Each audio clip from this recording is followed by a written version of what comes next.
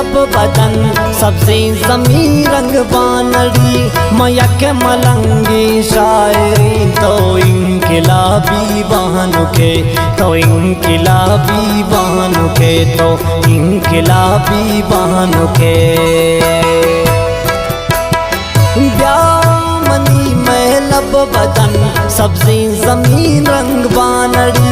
मयक मलंगी शायरी तो इनकिलाबी बहनों के तो इनकिलाबी बहनों के तो इनकिलाबी बहनों के तो इनकिलाबी बहनों के तो इनकिलाबी बहनों के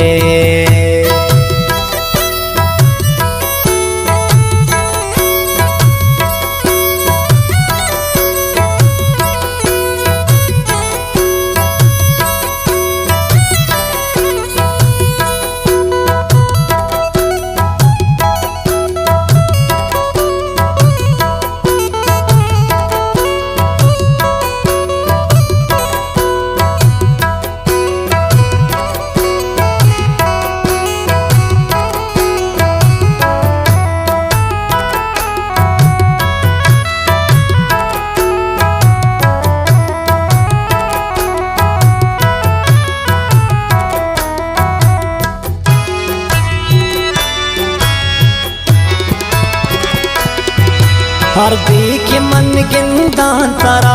दुखी मती दू चांगती बाला दती चारांद में की मुर्तगी दिल नाड़ जन ती मैं लबी जी गए सरा मैं राजी पे रख ले कि तक तो पामड़ा नक्शो निगारी इंडिया आजाद बलूचिस्तावती दस्ते दिला जान लिखता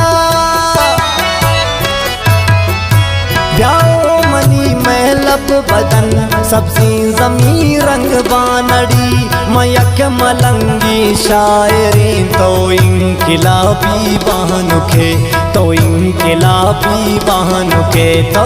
इनकिलाबी बहनों के तो इनकिलाबी बहनों के तो इनकिलाबी बहनों के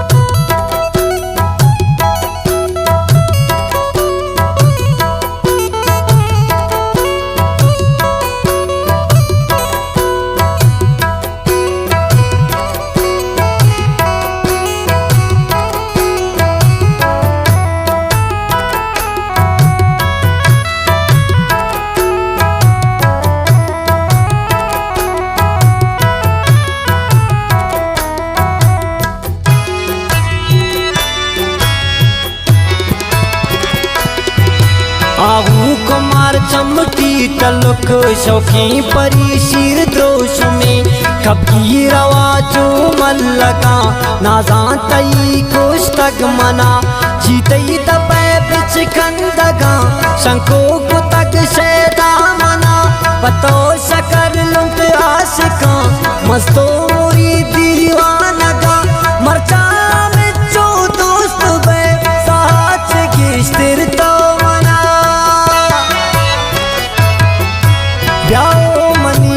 लब बदन सबसे जमी रंग बानड़ी मयक मलंगी शायरी तो इनकिलाबी बहनों के तो इनकिलाबी बहनों के तो इनकिलाबी बहनों के तो इनकिलाबी बहनों के तो इनकिलाबी बहनों के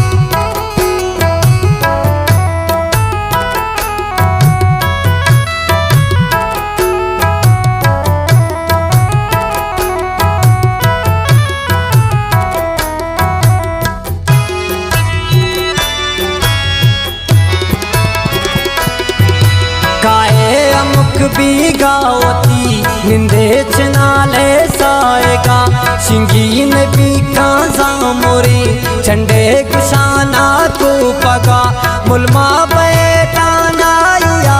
राजा करे वाने किताब बाबा मरी बाला चयक रास्ती का शायरी तई चुसर बता बेदा दवा या गीत भी फिक्री तई